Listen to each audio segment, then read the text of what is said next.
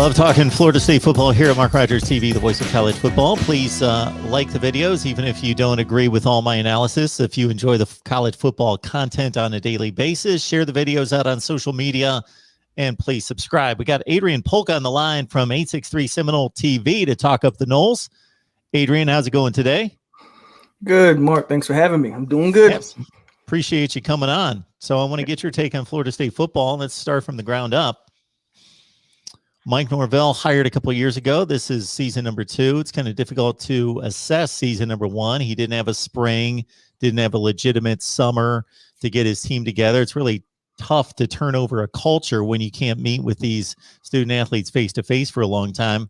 What was your assessment of him working through all those adversities and challenges that first year? Yeah. Year 1 was tough. I'm not gonna lie. Year 1 was tough, and it was tough watching it. There were some things that I liked, a lot of things I didn't like.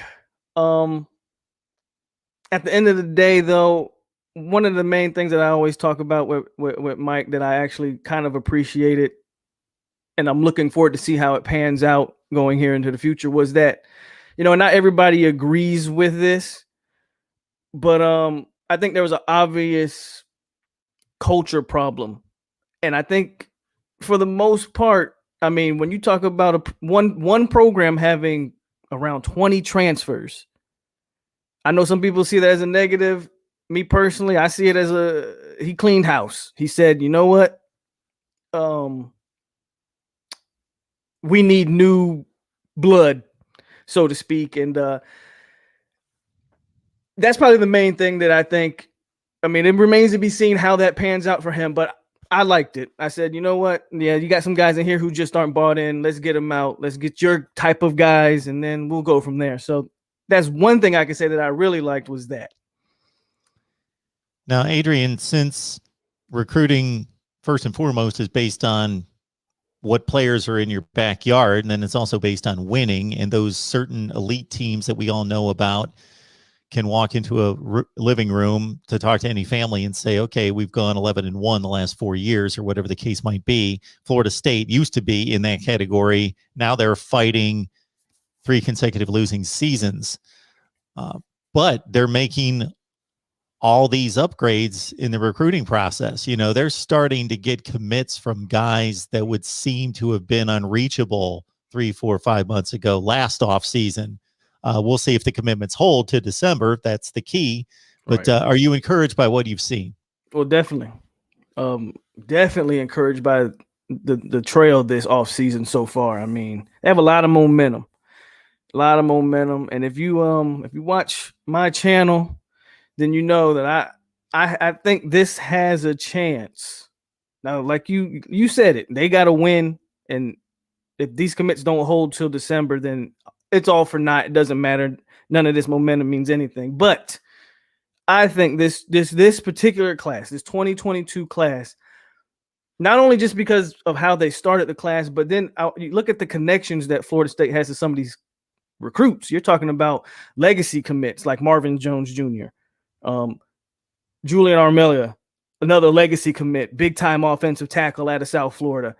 They're not only in the mix for these kids, they should be the favorite for these kids, but you have to win on the field. And I think if you win on the field, the number I've been saying about 7 or 8 wins, it could get kind of crazy in Tallahassee. If just, maybe I'm a little biased there, but I think 7 or 8 wins gets you some of those big time guys. And then you add that on top of a Travis Hunter, who I think isn't going anywhere. I think that McCall recruitment's going to be tough to the end. I know he's committed, but I expect teams, especially Alabama, to push for him to the end. So Sam McCall by no means I think is a lock, but you add some of those guys on top of what we already have. I mean, Aaron Hester, he's committed right now. He's another legacy. His father, Ron Hester, played for Florida State and played in the NFL. Those are big time kids. And this could be the class that sets Mike Norvell up for a potential playoff type run in maybe 2 or 3 years. I really believe that. You mentioned those players that are committing, and we're talking 5 stars, and there Yeah. aren't many of those guys out there. There's only about 35 of those guys in the entire nation, and they're getting looks from those guys and getting commitments from those guys. Going back a recruiting class, Destin Hill maybe wasn't looked upon as that kind of guy, but this is a program that has a history since Bobby Bowden took over of game changers, playmakers on both sides of the ball, having exciting playmakers on both sides of the ball. And we just haven't seen Florida State have those kind of wide receivers, DBs that just change games. Destin Hill has a reputation as maybe he can potentially be that guy. Are you excited about him? Are you excited about some of these 21 guys that are stepping on campus right now? Definitely excited about Hill. I mean, apparently he runs a 4.38 in high school. So you said he wasn't probably one of the guys that we were just currently talking about, but I believe he was a top 150 recruit. I mean, he was still a big time commit, especially coming off of 3 wins. Hill was a guy who was supposed to be at Florida State the entire year, but he waited to the last minute to commit. A lot of people weren't sure where that recruitment was. To win 3 games and still be able to pull off a kid out of Louisiana, that was a big time get for Mike Norvell and the staff. And then they have 2 guys on campus already, and McLean and Joshua Burrell. And this Joshua Burrell, I mean, he's squatting like 545 pounds right now in the offseason workouts videos. I mean, that's a freshman wide receiver. That's pretty insane. So speaking of spring, like that's one of the things I'm excited to see when you talk about these young wide receivers is we got 2 freshmen. The wide receivers were not very good last year. They're going to have a chance, early enrollees, to compete right away. And I'm interested to see what they do. Got Adrian Polk on the line from 863 Seminole TV. You see it right on the banner there. Please type it into your YouTube search and give it a look. We got Florida State football on the field in spring practice. So this is exciting. What are going to be those indicators? It's difficult to get information out of spring camp. We'll get a spring game. But at the same time, we'll hear bits and pieces. We'll unfortunately hear some injury news if that happens. But what's going to make you feel better about this football team that they're taking more strides? What are there particular positions or players, or just what are you looking for this spring? It's like a list of things. Granted, like you said, there's not, in all reality, you're not really getting much from a spring game as far as what you're going to see in the fall. It's not, but what I would like to see isn't so much of the play. I mean, look, you're going to go out in spring. They're going to scrimmage. It's going to be 28-24, something like that. And, we'll move on and go into the summer and fall. So the actual score and stuff like that doesn't matter to me at all. What I'm more interested to see is, where do we start? Okay. Mackenzie Milton. He's going to have no contact, obviously, but I'm very interested to see just his chemistry with the receivers so far. His throwing the ball. How accurate is he? And just how is he playing with the knee brace? Just how exactly does the knee look? I don't think you're going to get too much of him running and moving. But it's going to be interesting to see that. Jordan Travis. Has he progressed in his passing at all? Is he going to make that battle interesting? I don't know. I don't know if we can just write him off. Because with his feet, he's special. I think we win 3 games all because of him. All because of him is why we win those 3 games. I'm not sure he's just coming in and with no disrespect to Mackenzie Milton, but I don't think Jordan Travis is coming in and laying down and just saying, "Oh, you're here, you have the job." I think, he's going to come in and try to make that battle interesting. Obviously, the 2 freshmen from last year who are still freshmen this year, Purdy and Rodemaker. Rodemaker, I think, needs a lot of work. Purdy was probably rushed back before he should have been, and he's been cleared, so we'll see how a healthy Chubba Purdy possibly looks. Obviously, the offensive line is a thing. Not so much. I just want to see who the best 5 Coach Atkins talks about it a lot, getting the best 5 on the field. As of right now, I want to see who those best 5 are. There's probably, I would argue or say that maybe your starting left tackle isn't even on the team right now. There's been a lot of talks that they're still waiting for that guy in the portal to grab. But still, I would like to see that. Who's your best 5? And just has anybody's bodies transformed? Are these offensive linemen bigger, stronger? I mean, you got some pretty decent ones. You had 2 freshman All-Americans on this unit. Let's see their growth. That's on the offensive side. Obviously, we talked about the wide receivers already. Defensively, the secondary was a big question, but I think you got so many bodies, so many players in that secondary. I almost feel like there's no way you can't find a mix there. But probably for me, the biggest thing in that defense is Amari Gaynor. For whatever reason, they couldn't find a way to use who I've been calling probably the most talented player on the entire defense. How are they going to stand him up at linebacker exactly? How are they going to use him this year? And that's something I'll be interested to see as well. Adrian Polk on the line, 863 Seminole TV. Check out his work right there. Just type it in the search bar of your YouTube search and check out his videos. Did you see enough of Jordan Travis just in regards to his ability to spin the ball? So we know, like you say, he's electric on his feet. He can develop better technique. They should be working with him. How to read the defense, how to, read the keys and deliver the ball where it needs to be and make the right decisions. But in terms of just ability to spin it, that's not going to improve significantly. Did you see enough of him as a thrower to believe that he can be a upper echelon ACC quarterback? That's actually a great question. Seeing as how the bar was set so low for him, a part of me wants to say yes. I mean, I don't know how much you paid attention to the narrative around Jordan Travis, Mark, but it was so bad to the point where people didn't think he could throw the ball 10 yards. They legit were telling people this guy can't throw. And I'm talking about like the bigger outlets were like, Jordan Travis can't throw. That's why Tate Rodemaker's ahead of him on the depth chart. Only for me to watch him in game, I saw him make pretty good deep passes. Obviously the deep ball was his better ball, and it was usually pretty accurate and on point. Where I do think he struggles is the middle of the field. I don't know if he has the arm strength to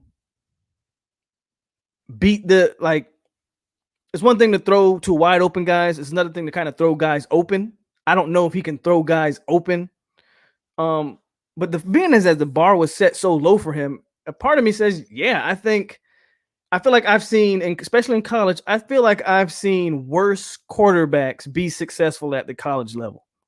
So do I think he's an NFL prospect? No, I don't. And that's why, because I think Milton can make those throws that I'm talking about, those maybe NFL caliber type throws. We've seen him do it. I don't know if Travis can do that, but his legs add an extra dimension that could balance out that battle. Folks, we talk college football here every day. So if you enjoyed the content, please smash the like button. Subscribe right here. We go live just about every day. So hit that bell for the notifications to know when we go live. Talking Florida State with Adrian Polk, 863 Seminole TV. Check him out right there. You mentioned the schedule and the winning being conducive to holding on to these recruits, and we have no idea what that magic number is for any particular recruit. If they're going to lose a recruit because they went 5-7, other recruits are going to be like, I'm committed to Florida State regardless. Right. But we know that it's going to have some kind of impact. When you look at this schedule, to me, there's a portion of it. Okay, there's a couple have to be wins. There's no question that they definitely should win 2, 3, 4 games. Then there's this section of the Wake Forests and the NC States that who knows? Yeah. They're pretty much on that level right now. And then you've got 5 games that they are a decided underdog right now. This is a tough schedule. Notre Dame and Florida out of conference. Hardly anybody in the country plays 2 out of conference games like that. It's a difficult schedule. They're going to have to break through and pull off a major upset or two to get that 8-4 type record. I agree. Now, I'm trying to remember the schedule off the top of my head, but if I'm not mistaken, that first 6 games to me is the key. That back 6 is you're getting Miami, Clemson, Florida, I believe, NC State, and I believe at Boston College in November could be tough. I believe that's in the back 6 of that schedule as well. And I think your first 6, you start off with Notre Dame, who, me personally, I've been pretty optimistic about this Notre Dame game. Okay. Because it's a home game, first game of the year. They lose their quarterback, Ian Book. They're going to be losing a few NFL caliber offensive linemen. They lose some talent on that defense that I think were as NFL caliber. I think you're catching if you're talking about Notre Dame, I think you're catching them. Would you like maybe Jacksonville State first and then Notre Dame? Maybe, sure. But that first game of the season, man, you're catching them at the right time. And I kind of like it because I think game 1, you're going to see exactly what maybe this team is built of. Game 1, and that's gonna kind of set the tone for the season. Then you have North Carolina, I think, to finish off that first 6. That one's going to be tough because that's in Chapel Hill. I know we beat them last year. That team's going to have revenge on its mind, and that's going to be a home game for them. They still got Sam Howell. But if you can go 4-2 at worst, if you can't go any worse, which means you lose North Carolina, you lose Notre Dame, but you take care of the other games. Mm-hmm. We can go 4-2 in the first 6. I think we can find 3 wins with a chance to win 8 in a bowl game down the stretch. Now, like you said, we have to pull off an upset. Out of the big 3, Clemson, I think, is, before seeing this team play, I can't see any real way that we can beat Clemson. But those other 2 rivalry games, Miami, Florida, I mean, far be it from me. I know people are gonna love this. I don't think Miami's that great. I don't. So I know Miami fans are gonna love me for saying that.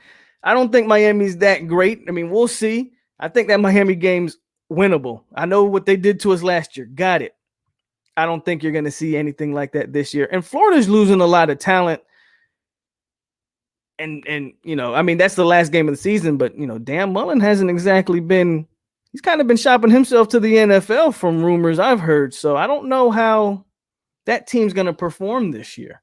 So I think 7-8 games is going to be tough. I agree. But if you can find a way, especially if you can pull off that Notre Dame upset, which is that's the one game I'm kind of keying on in that first half of the schedule. And this is also granted you don't lose a game you shouldn't lose to a Wake Forest. I don't think Louisville is going to be particularly as good as they were last year. They lost 2-2. Their running back is also an NFL caliber guy who's gone, if I'm not mistaken. Yeah, I think Louisville is going to be more, and they weren't even good last year. That shows how bad we were. I don't think Louisville is going to be that much to really worry about.